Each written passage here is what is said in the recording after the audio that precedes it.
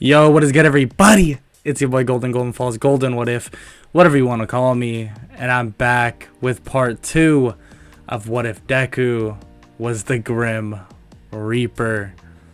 And real quick, I want to say thanks for all the love and support on part 1, and also make sure to check out the description down below. I have basically this anime clothing slash like superhero clothing. There's a lot of different stuff in it, from clothing to like basically like Funko Pop type things that you can basically go check out, and if you want, you can feel free to buy, and if you use my code GOLDEN at checkout, you get 10% off. But enough of that. I'm not going to waste any more of your time, and we're going to get right into the what if. Let's get it. The police surround Midoriya. Hey, what is happening? I know that you're the Grim Reaper. You can't hide it anymore. Is it because of my quirk? Seriously? I'm just a fan of him. That's why my moves are so similar. A bullet then goes flying at Midoriya, and he thinks that this is the perfect time. A copy of himself busts through the window, and the copy is in his Grim Reaper form. The copy grabs Midoriya and pulls him back. Oh, so you were looking for me? That you would go so far as to hurt an innocent child. The police stand in shock, as well as Ida. Kill the Grim Reaper! The bullets just start flying mid-air and are just in mid-air, almost about to hit both of them, until they just stop. For you officers, I won't kill you, but I will have your souls. The copy of Midoriya reaches out, and his eyes turn a red and black color. You deserve death, but I won't kill you. You can roam Earth with no purpose now. And for you, kid, you're lucky I don't kill you now. And green hair boy, stop copying me. I'm not someone you want to mimic. The copy of Midoriya jumps out the window, and Midoriya acts as if he was surprised about what just happened. Till, are you okay? What are you saying? You just tried to get me killed. What kind of hero does that? Ida looks at him in shock, and Midoriya basically runs past him. Midoriya exits the dorms, and Aizawa catches him while he was stumbling. What's wrong, problem child? We heard gunshots. Let's go somewhere where no one can hear. They go to the teacher's lounge, and Midoriya explains the whole situation. That kid, they didn't even know for sure if you were or not, and the police even shot at you. Yeah, so what should I do, sensei? You will do nothing. Just be in class like normal. Him, on the other hand, I'll deal with him.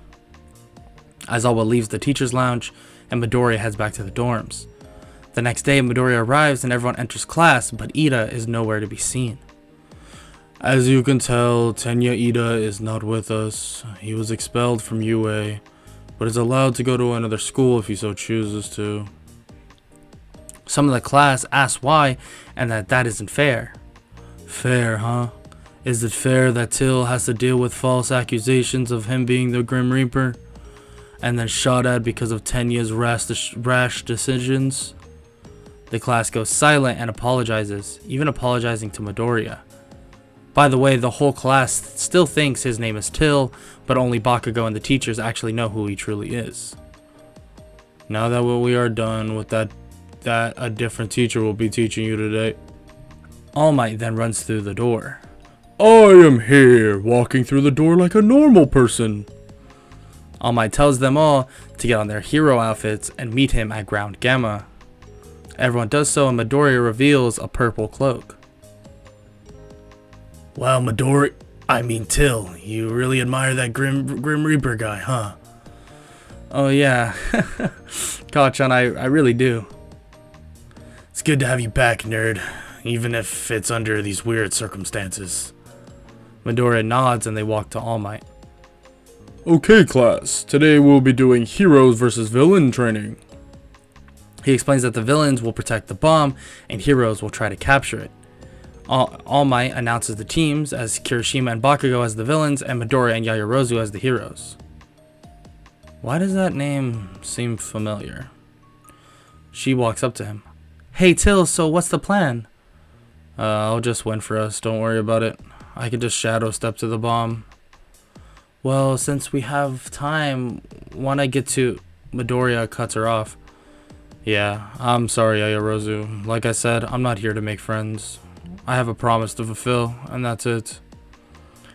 She kinda looks down and he puts his hand on her shoulder, saying that he truly is sorry. It has nothing to do with her. He feels this way about everyone in their class. All Might announces that the 5 minutes are up and Midoriya teleports, but he calls it shadow stepping and gets the bomb in an instant. Hero team wins. They head back to All Might and Bakugo slightly punches Midoriya. You damn nerd. I wanted to test my strength. Sorry, Kachan. Maybe some other time. All Might says that Midoriya is the MVP, and after the rest of the matches, they're sent off. Midoriya arrives at the dorms and sits down in his room and begins to get a funny feeling. I have to go. He teleports away and ends up in the same alley that he talked to Stain at a while back. Grim Reaper, how you been, kid? Cut to the point, Stain. What do you need? Oh, just wanted to have a friendly word. I know you are at UA now, and villains plan to attack your school. Why are you even helping me? Because, kid, you may not see it, but you are more of a hero than any of these pros. Well, I mean, except for All Might, of course. Midoriya tells him that he's just doing the job that is set in place for him, and that's it. Yeah, whatever, kid. Stop acting like you don't have free will. These are still your choices. We will talk soon, Mr. Grim Reaper. Stain leaves, and Midoriya continues to patrol, taking down some villains, and then teleporting back into his room. Oh yeah, I need to tell Aizawa. Midoriya runs to the UA Faculty Center and sees Aizawa sleeping. Sensei! What, kid? You better have a good reason for waking me up. Yes, there is. There will be a villain attack at UA tomorrow. What? How do you even know that? Midoriya explains the info he got from Stain, and he explains that Stain for some reason sees him as a real hero. As much as I hate that you talked to the hero killer, it's good we got this information. I will let Nezu know, so we will have more pro heroes on standby and ready to help at the USJ if needed. Midoriya nods and leaves, telling Aizawa that if anything, he can handle the villains himself. Let's hope it doesn't come to that, kid. Midoriya goes to bed and wakes up in the morning and goes to class. Okay, problem children, today we'll be going to the USJ, so please follow me and we will board the bus. Everyone heads out, and when they get on the bus, everyone begins to talk about who has the strongest quirks, and people argue between Midoriya and Bakugo and also Shoto, but the whole time Midoriya is just silent. You weren't kidding, nerd, when you said you had no intention of making friends, huh? Midoriya shakes his head and pats Bakugo on the shoulder, saying that he is a different person from the Izuku he once knew. Okay, class, get off the bus, we are here. When they enter the USJ, they are greeted by Pro Hero 13, but they also see some other Pro Heroes scattered around the area as well. Pro Hero 13 begins to basically explain what they will be doing until a portal opens in the middle of the USJ. Aizawa then begins to think that, damn, this kid, he was right. 13, protect the students. Aizawa jumps into action and begins fighting as well as other pro heroes hop into the fight. Damn it, Kurogiri. What were these pro heroes doing here? I'm not sure, Master, but All Might isn't here either. Midoriya looks toward the ceiling, and a copy of him comes crashing in his Grim Reaper form and lands in front of the villains. The villains begin to cower, saying that it's the Grim Reaper. We can't beat him. Aizawa looks back to see Midoriya is still standing with his class. Midoriya begins to basically act like seeing the Grim Reaper makes him happy, leaning into the idea of him being just a fanboy of him. The class looks at him, and now all doubts about him being the Grim Reaper go out the window. The other pro heroes look at the Grim Reaper. Aizawa tells them that he only kills those who need to be killed in his eyes. So as long as basically you are true heroes, you are fine. The Grim Reaper walks by the pros and gets closer to the villains. You can shake and be in fear all you want, but it's a simple fact that no one escapes death. The Grim Reaper reveals his scythe, and the small fire villains try to run, but the Grim Reaper slashes through the air, slicing all of them, but they don't actually die.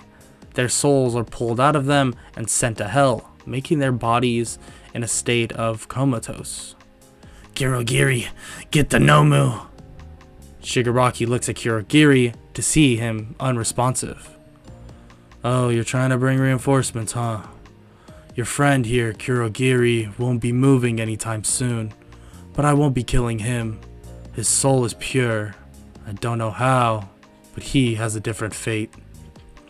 Shigaraki looks at him in shock, and a portal beneath him opens, and as Shigaraki falls, you can hear him saying, "Thank you, Master." The Grim Reaper disappears, and Midoriya begins panting behind his hand, because of how much strain it took on his body to basically hold a copy for that long and even put that much power into him. Aizawa asks the kids if they are alright, and they ask what about the Grim Reaper and why did he help. Aizawa shrugs, but knows exactly why the Grim Reaper helped. The class is then brought back to the school, and Midoriya tells Aizawa that they need to talk. What's the problem, kid, other than the fact that you made us pro heroes look useless? Well, it helps with clearing my name, Aizawa, and it's about the Kurogiri guy. You have him in custody, right? Yes, why? His soul was pure for some reason, as if he was just being controlled, like a vessel of some sorts. I don't know who he is, but I can tell he is good. Aizawa looks at him in shock and tells him that he can go to him during the sports festival because he can't participate. Yeah, I thought so. I'm fine with that. I have no intentions in doing anything in the sports festival anyways. Okay, good. I will have some Mentos take you to Nezu, and you will be allowed to see Kurogiri with him. Days pass, and the day of the sports festival arrives, and Midoriya is taken to the principal's office. Mr. Till, nice to see you again. Thank you, Principal Nezu. Please call me Nezu, it's just fine. Now, shall we go? Midoriya nods, and they leave UA. They arrive at a police station, and they are allowed into an isolated area with a dormant Kurogiri. Now, Mr. Till, what do you have in mind? His soul is pure, but there's so much blocking him from being the same as he once was. Okay, so what do you have in mind? Midoriya reaches out his hand and begins to chant under his breath. I may choose who lives or dies, but this man is in the middle of both. Let's bring him back. Kurogiri begins to seemingly glitch out, and his face is being revealed. Nezu looks closer and gasps. We need to tell Aizawa and President Mike. I know who this is. Please, Nezu, let me finish. Midoriya finishes the change, and a man with blue hair sits in the chair passed out. Welcome back, Mr. Oboro. Death was just not the path for you. Nezu looks at Midoriya in shock, thinking that this kid is insanely powerful. He practically brought someone back from the dead. They take Oboro back to UA and call Aizawa and President Mike to the principal's office. Oboro wakes up, and Nezu explains what happened and how they saved him from the fate of his. Oboro thanks them, and Aizawa and President Mike walk in. They join in a hug and they begin crying, and Midoriya cracks a slight smile. Thank you, problem child. You have no idea. Midoriya cuts him off. No reason, Aizawa. I have a job and I'm just fulfilling it. Midoriya begins to walk out. Problem child, You know, even something like this is beyond your just so-called job description. Yeah, maybe so. But you said I can be a hero, right? Midoriya smiles and walks out. He heads to the dorms and everyone begins asking why he couldn't participate in the festival, and he just basically says that the cops wanted to basically interview him about the connection he has to the Grim Reaper, because this is the second time he was around him basically this week. They all believe him and he just heads to bed. The next morning he goes to class and Aizawa begins to explain what is happening. Okay, problem children, today you will be choosing your internships. I will pass out your list. But till you didn't get any, so you'll be interning with me. Nice. I was gonna ask you if I could intern with you anyways. Aizawa looks at him in shock, but just nods. Also, you will be choosing your hero names, but since I'm horrible at that, Midnight will be helping you. She enters and tells the class to write down their hero names and come up. Everyone finishes except for Midori, and the class asks why he isn't going up, but she makes an excuse saying that he already chose his name and when he arrived at UA. But if he wants to share with you, he all can. Midoriya shakes his head, and Midnight tells them that they are all done now and to wait for Aizawa to come back. He arrives and tells basically them to have an internship picked out by the end of the day. Everyone leaves, but Aizawa stops Midoriya. Kid, I want to have a chat with you. What is it, Sensei? Well, I was curious on how you were able to do what you did. Oh, it's kind of hard to explain, but he was just sitting in this weird place in which he wasn't exactly dead, but he wasn't actually alive either. So I just brought him back to the life side. But you are the one who brings death, aren't you? Yeah, well, that's what people think, but I also choose where a soul will go. Just think of me as, well, the gatekeeper. Hey kid, I can't thank you enough for what you did. It was more than any hero out there. Midoriya basically says no problem, and Aizawa tells him that he will basically be starting his training tomorrow. Sounds good, Sensei. For the next week, Aizawa taught Midoriya how to use the scarf, but he was told to only use it when not out as the Grim Reaper. And also, this allowed Midoriya to increase his hand-to-hand combat ability. You know I don't need hand-to-hand combat, right? Well, when you were at UA, you do. You can't just disintegrate people. Oh yeah, that's a good idea, huh? Aizawa shakes his head, saying that sometimes he sounds so smart, but other times he's just like Kaminari. Hey, that's cold, Aizawa. The week passes and no real incidents actually happen in that week because of the fact that Ida isn't actually at UA anymore, and classes resume back up after the weekend. When they arrive, Aizawa explains that they will be having a final exam to see who will be going to the Forest Lodge, saying whoever fails will not be going. He also explains that there will be a practical as well, and as on top of that will be a written, so they will have to study for the next 2 days. Midori studied for those 2 days, but then realized at the end of it, he really didn't need to do that. So at night, he went on a patrol. During his patrol, he was approached by someone. The Grim Reaper, I've been looking for you. All for one, huh? What do you want? Oh, I just want to know why you would save those brats at UA. There was someone I was looking for, but unfortunately, you got him out, didn't you? All for one begins to laugh, saying, what, you were looking for Shigaraki? Yes, I was, but since you're here, maybe I'll just kill you now. Bro heroes then surround them. Both of you on the ground! Well, maybe some other time, all for one. Yeah, trust me, kid, we will meet again. They both leave, all for one using a portal, and Midoriya just teleporting away. The next day, Midoriya takes his written final, in which he finds extremely easy, and then Aizawa tells the class to meet him at the gym. They all arrive and tons of teachers are waiting. Normally we make you fight robots in this exam, but we decided to do something different this time around. You will all be paired up facing one teacher.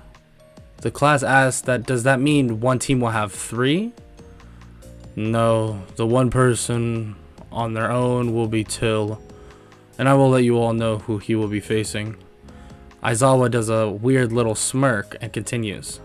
After saying who basically everyone else is fighting, he then announces who Midoriya will face. So Till, you will face Midoriya, then just cuts him off. I'm facing All Might, huh? Aizawa does a weird grin once again, and All Might comes from the sky. I am here, and I will be your opponent. And that is the end of part 2 of What If Deku Was the Grim Reaper. If you enjoyed, please leave a like and subscribe. Also, comment down below any suggestions for this what if, or even other future what ifs. I'm always trying my best to look through the comments, responding, or whatever I can, you know, and I try my best to look at all the suggestions, but obviously some slip through the cracks and I won't be able to catch them all. But that's about it. I hope all y'all have an amazing day, and later.